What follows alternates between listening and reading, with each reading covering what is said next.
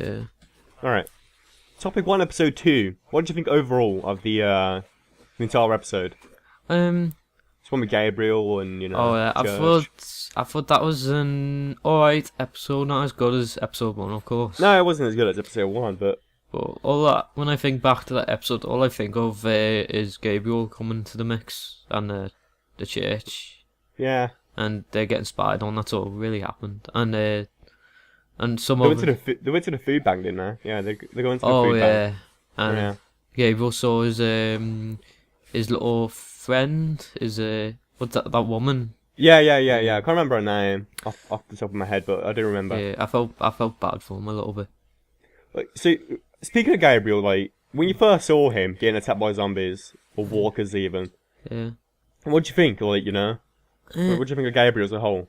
Oh, I thought he's a bit, because he said he never really killed anyone, which he kind of didn't, but he did, didn't he? Yeah. Cause he did. I think he was a bit sheltered from the zombie apocalypse a bit, because he was just him by himself for so long. Because it doesn't really say anything about other survivors, doesn't he? Apart from the ones that died by the zombies. Yeah. So he was just by himself, and he never really fought any zombies. He had like a phobia of them, didn't he? So, you felt sorry for Gabriel when we first saw him? Yeah. Yeah, I'm completely different. I did not like Gabriel at all. He seemed very, very creepy, and then he mentioned, like, Judith being a cute baby and stuff, and I was like, no, this man's, like, I don't know, paedophile. He's gonna take Judith and run away. He's probably hasn't seen a baby in like 3 years or something. I don't know how long the actual, I think it's like 2.5 years or something. Yeah, because they did survive a couple of winters, I do remember that. So I think he just, I don't know. He's probably... You felt sorry for him, I didn't like him. So yeah, we are very mixed about that, but that's fine. He seemed so sheltered from the zombie apocalypse, didn't he? Because he was just in his... He probably spent a lot of time in his church because he had lots of food and stuff, didn't he? Yeah. Yeah. He just looked like a little baby in the apocalypse. That's what I thought he was. Like a grown man, but a baby, kind of. Because he wasn't as hard as Rick and stuff. I reckon he's gonna team up with Rick and the gang, and he's gonna go a bit, Yeah, he could do. He could just stay because he might just feel safe in his church. Yeah, but I reckon he's gonna go with Rick and that, and go to Washington. Maybe we'll see. If that'll happen if the church gets overrun. That definitely happen. Yeah, he'll probably get off then. I think Rick is gonna go to Washington with him. Oh yeah. Because I just think that's how the storyline will progress. Anyway. The people in the woods that are watching Rick and the gang. Who do you think it is? I think that was one of the. I think it was one of the hunters, to be honest, like Gal's group. I think that it was just spying on for like the meat, the flesh, the prey. Yeah. Dinner. Yeah, it would make sense because they wouldn't be able to take on. There's about 5 of them, and they wouldn't be able to take on about 15 of them. So. I don't know. First thinking when I saw the people watching the woods, I thought it might have been Beth, Morgan. I don't know. It could be like someone like Daryl, and where good at trekking. It could be the people who took Beth. Yeah, they could be scouting then or something, like making a head count or something, couldn't they? Yeah. It could have been someone like Daryl, because the Daryl has mentioned that. They cover up the tracks and stuff like that in the night. Yeah. So I thought it was one of someone new or something, but that would just sneaking around. We do find out in episode 3, so it's all good. Yeah. And Gabriel's secret. We do find out what happens to, to Gabriel in episode 3. Yeah. What he did even. And he was pretty fucked up, but he did what he had to survive. I had some little theories about this, which was quite close to the actual secret. Please share. It's basically because my first indication was because he had lots of tinned food, and he said it was from a food drive, wasn't it? Mm-hmm. I was thinking the whole town could have been around the church when they were having the food, or most of them could have been there when the food drive was happening.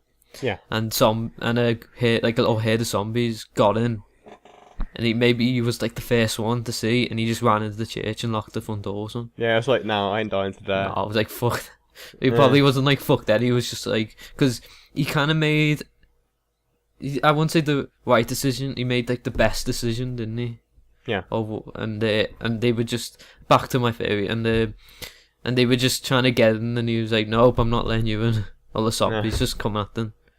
Like, even though like, the people couldn't get in, in episode 3 where like the hunters like come and try to come kill everyone, and like, the guy just gets a crowbar and knocks it open a tiny bit, then they're in. I don't see why the people couldn't have done that. I know. Oh well. They probably were just there, like with the they had no weapons or anything.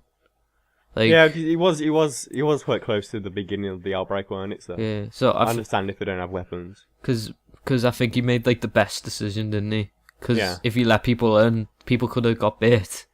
Yeah. And he could have died. He did what he had to do, and he had to live with it now, doesn't he? Yeah.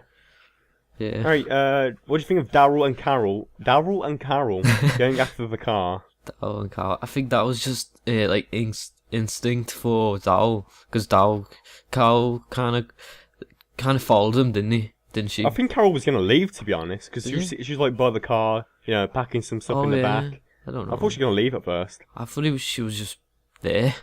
Yeah.